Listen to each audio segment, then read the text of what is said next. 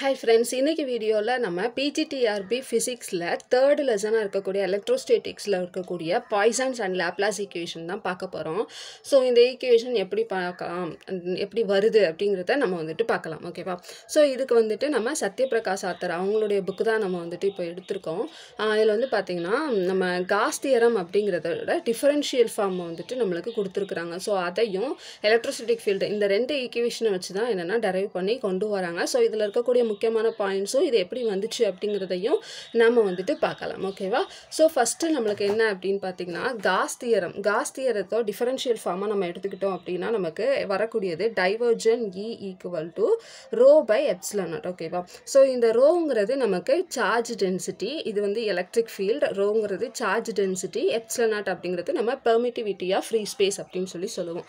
இதுதான் என்னென்னா நமக்கு ஃபஸ்ட்டு ஈக்குவேஷன். ஓகேவா? அடுத்ததாக ரெண்டாவதாக நம்ம எடுக்கக்கூடியது நம்ம எலக்ட்ரோஸ்டேட்டிக்ஸ்லாம் நம்ம படிச்சிருப்போம். E equal to minus grad psi, அதாவது எலக்ட்ரிக் ஃபீல்டு அப்படிங்கிறது negative gradient potential, negative gradient electric potential அப்படின்னு சொல்லி படிச்சிருப்போம். ஸோ அதுதான் negative gradient of electric potential. இந்த சை அப்படிங்கிறது நம்ம அங்கே வந்து எலக்ட்ரிக் பொட்டன்ஷியல்னு சொல்லுவோம். அதே இது நம்ம மேக்னோட்டோஸ்டேட்டிக்ஸில் போகும்போது அதை வந்துட்டு ஸ்கேலார் பொட்டன்ஷியல் அப்படின்னு சொல்லுவோம். ஓகேவா? ஸோ இந்த இடத்துல இந்த ரெண்டு ஈக்குவேஷனை வந்துட்டு நம்ம எடுத்திருக்கோம். இப்போது இந்த ஈயை வந்து இங்கே போய் சப்ஸ்டியூட் பண்ணலாம். அப்போ நமக்கு div minus grad psi equal to நமக்கு ரோ பை எப்சிலான் நாட் அப்படின்னு கிடைக்கும். ஸோ இந்த இதை நம்ம வந்துட்டு இந்த மாதிரி முக்கோணத்தை தலைகளை போட்டால் எப்படி இருக்கும் அந்த மாதிரி எழுதலாம். ஸோ இந்த மைனஸ் இங்கே வந்துடும், equal to rho by epsilon naught. இதை வந்து பார்த்திங்கன்னா டெல் இன்ட்டு டெல் ஸ்கொயர் அப்படின்னு போட்டுக்கலாம். psi equal to rho by epsilon naught. அவ்வளோதான். ஸோ இதை தான் நம்ம பாய்சான் ஈக்குவேஷன் சொல்கிறோம். இப்போ இதை வந்துட்டு சைனை சேஞ்ச் பண்ணிக்கலாம், இல்லைனா நம்ம மைனஸால் மல்டிபிள் பண்ணோம் அப்படின்னா இது ப்ளஸ்ஸாக மாறிடும், இங்கே வந்து மைனஸ் வந்துடும். So del square psi equal to minus rho by epsilon naught. இதை தான் நம்ம என்ன ஈக்குவேஷன் அப்படின்னு சொல்கிறோம்னு பார்த்தீங்கன்னா பாய்சான் ஈக்குவேஷன். ஓகேவா? பாய்சான் ஈக்குவேஷன் அப்படின்னு சொல்கிறோம். அடுத்ததாக இப்போ லாப்லாஸ் ஈக்குவேஷன் நம்மளுக்கு வேணும் அப்படின்னா ஒன்றும் இல்லை.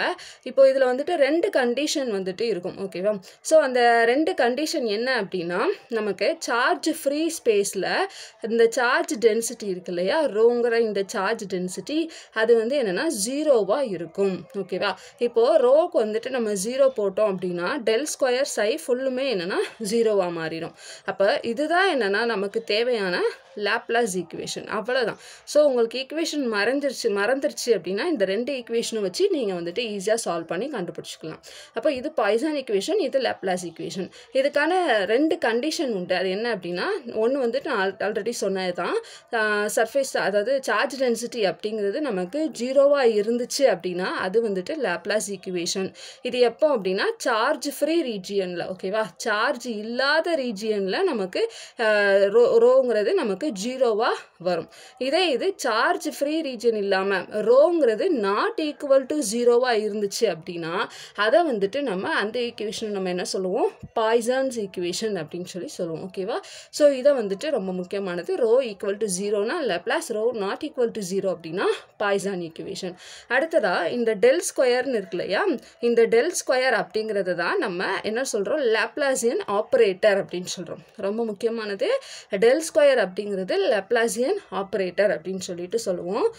அடுத்ததாக ஒரு பாயிண்ட் பார்த்தோம் அப்படின்னா இந்த பாய்சான் ஈக்குவேஷன் இருக்கு இல்லையா, இதை வந்து நம்ம பார்ஷியல் டிஃபரன்ஷியல் ஈக்குவேஷன் அப்படின்னு சொல்லுவோம். எதனால அப்படின்னா இந்த லாப்லாசியன் அப்படிங்கிறது நமக்கு டெல் ஸ்கொயரில் இருக்குது. டெல் ஸ்கொயர்னால் என்னென்னா செகண்ட் ஆர்டர். ஓகேவா? செகண்ட் ஆர்டர் டிஃபரன்ஷியல் ஈக்குவேஷன் ஃபார்மில் இருக்கிறனால நம்ம இந்த பாய்சான் ஈக்குவேஷனையும் பார்ஷியல் டிஃபரன்ஷியல் ஈக்குவேஷன் அப்படின்னு சொல்கிறோம்.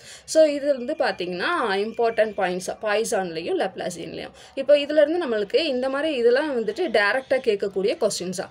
இதே இது இன்டெரக்டாக நமக்கு, அதாவது இந்த ஈக்குவேஷன் மட்டும் படித்து நம்ம அப்ளை பண்ணி கேட்குற மாதிரினா எப்படி சம்மாக கேட்பாங்க.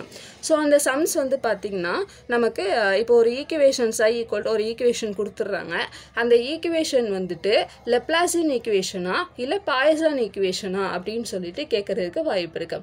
அப்போ அதை நம்ம எப்படி சால்வ் பண்ணி கண்டுபிடிக்கிறது அப்படின்னா அதை நம்ம சால்வ் பண்ணி கண்டுபிடிக்கும்போது நமக்கு சை ஈக்குவல் டு ஜீரோ அப்படின்னு வந்துச்சுன்னா அது வந்துட்டு நமக்கு என்ன வரும், psi equal to some value கொடுத்து அதை லெப்லாசியன் கேட்டிருப்பாங்க.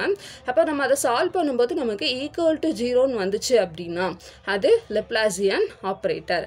இது நாட் ஈக்குவல் டு 0ன்னு வந்துச்சு அப்படின்னா அது வந்துட்டு என்னென்னா நமக்கு பாய்சன்ஸ் ஈக்குவேஷன். ஸோ இந்த மாதிரி சம்ஸ் எல்லாமே நம்ம வந்துட்டு அடுத்த வீடியோஸில் நம்ம வந்து சால்வ் பண்ணி பார்க்கலாம். தேங்க்யூ.